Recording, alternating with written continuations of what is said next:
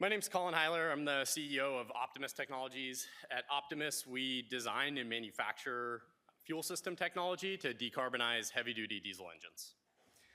Over 70% of the US freight moves by truck to its destination.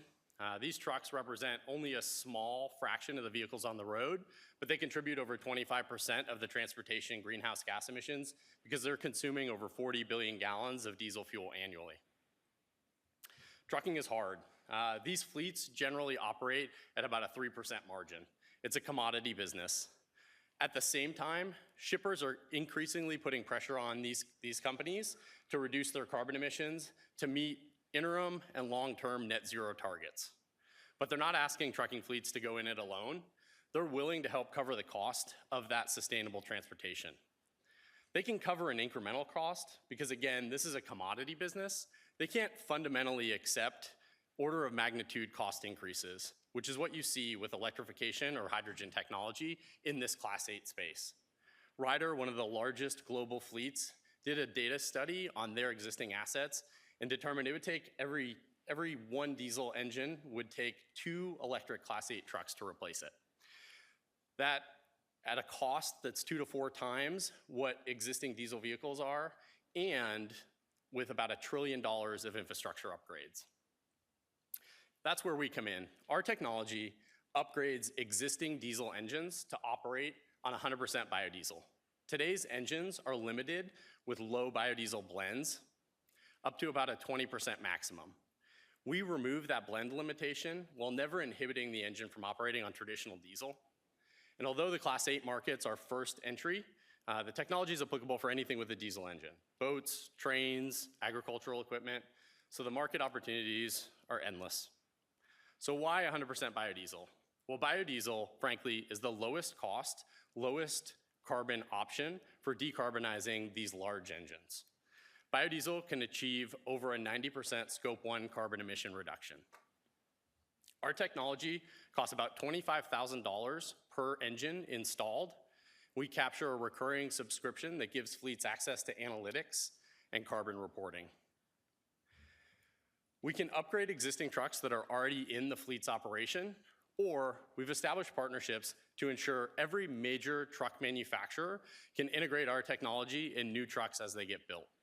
And that's why today we have over 1,100 units in operation that have accumulated over 100 million miles.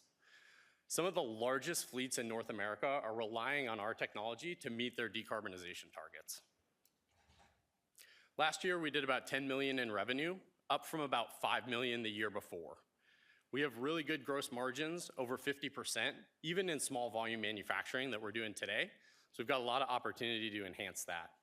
And we've built the necessary structure and partnerships to ensure scalability, from fuel producers to truck manufacturers, installation partners, and infrastructure partners. This hasn't happened overnight, though. I've been working on this company for the past 15 years, and we've recruited deep industry experience with a team of about 50 here in Pittsburgh, and we're committed to doing our manufacturing here. We're working now this year to go out to market to raise our Series B to continue to scale our impact. Appreciate the opportunity.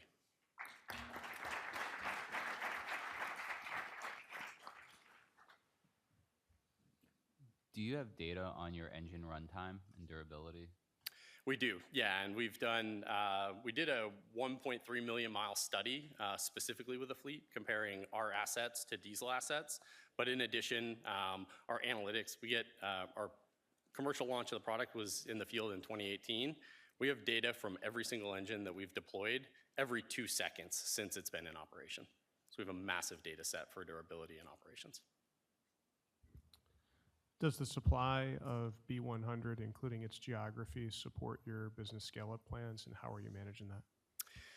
It does, and in fact, so Pilot Flying J, just last week, we announced a partnership with them. Travel centers today have 100% biodiesel on site. They actually blend it today, so they're blending it into the diesel stream. So the fuel's available. It is decentralized across the country. We also have partnerships with the leading biodiesel manufacturers. So fuel production at some point is certainly certainly taken into consideration for the model, but accessibility and availability is not a challenge.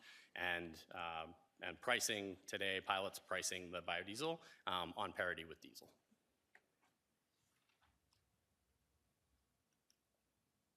Just what's the extra revenue that people are able to generate once they make the switch? Because it's a cost unless they can charge more.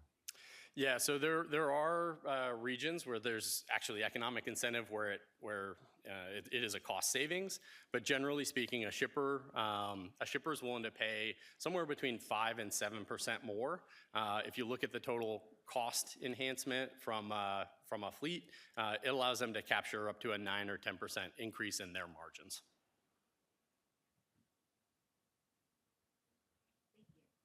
Awesome. Thank you.